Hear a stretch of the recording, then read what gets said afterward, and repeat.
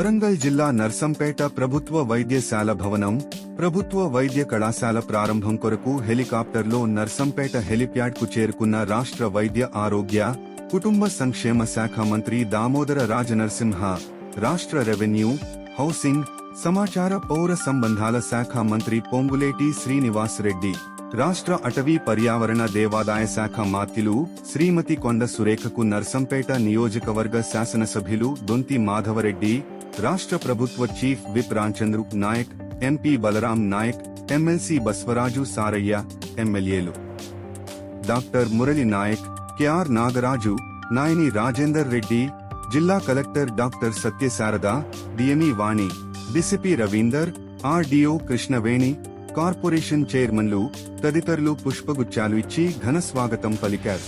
ప్రభుత్వ వైద్య కళాశాల ప్రాంగణంలో ఏర్పాటు చేసిన ఇందిరా మహిళ క్యాంటీన్ను మంత్రులు ప్రారంభించి తయారు చేసిన వివిధ రకాల చిరుతిండ్ల రుచులు చూశారు. ఈ సందర్భంగా కళాశాల ప్రాంగణంలో మంత్రులు మొక్కలు నాటారు. అనంతరం 15 స్వయం సహాయక సంఘాలకు 2 కోట్ల విలువైన చెక్కును అందజేశారు. నర్సంపేట మండలంలోని రాజుపేటలో గిరిజన సంక్షేమ శాఖ ఆధ్వర్యంలో ఎస్డీఎఫ్ నిధుల కింద 2 కోట్ల రూపాయల వ్యయంతో నిర్మించనున్న బంజారా భవన్ నిర్మాణ పనులకు మంత్రులు శంకుస్థాపన చేశారు. నర్సంపేట పురపాలక సంఘం ఆధ్వర్యంలో అమృత్ 2.0 పథకం కింద 2 కోట్ల రూపాయల వ్యయంతో చేపట్టే 600 KLELSR నిర్మాణం, అంతర్గత పైప్ లైన్ల పనులకు శంకుస్థాపన చేశారు.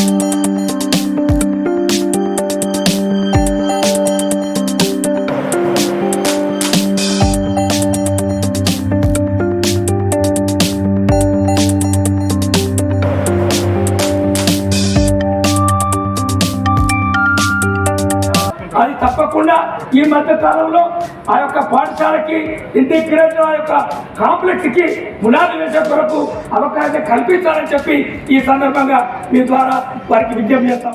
ఆఫీసర్లతో రోజు కనెక్ట్ అయ్యి మంత్రివర్యులతో కనెక్ట్ అయ్యి చేసినందుకు మాధవ్ రెడ్డి గారికి మరోసారి ధన్యవాదాలు. అదే విధంగా ముఖ్యంగా ఈ కాలేజీని ఈ చుట్టుపక్కల శుభ్రతగా ఉంచుకోవాల్సిన అవసరం మనకు ఎంతైనా ఉంది. కార్యకర్తలకు, స్థానిక ప్రజలకు, పత్రికా సోదరులకు, ఇతర ప్రముఖులందరికీ కూడా నా హృదయపూర్వక నమస్కారం. మరి ఈరోజు చాలా హ్యాపీగా ఉంది.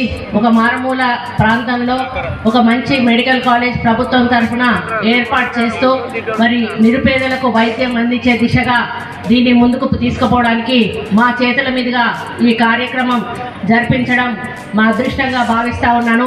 ఎమ్మెల్యే గారి సారథ్యంలో మెడికల్ కాలేజీని 160 బెడ్ల హాస్పిటల్ని ఓపెనింగ్ చేసుకోవటం జరిగింది.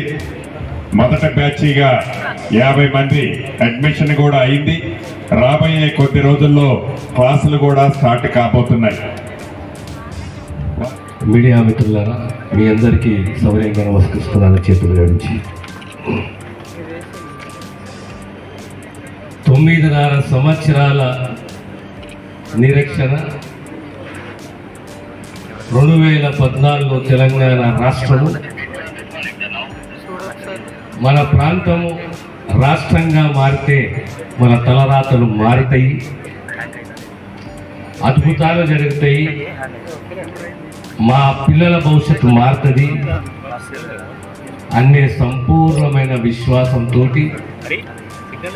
60 సంవత్సరాల సుదీర్ఘ తెలంగాణ పోరాటము, త్యాగంతో కూడిన పోరాటము, నిస్వార్థంగా నా తెలంగాణ నాకు కావాలనే ఆత్మగౌరవంతో స్వయం పాలనలో ఉండాలి అనే ఒక సంకల్పంతో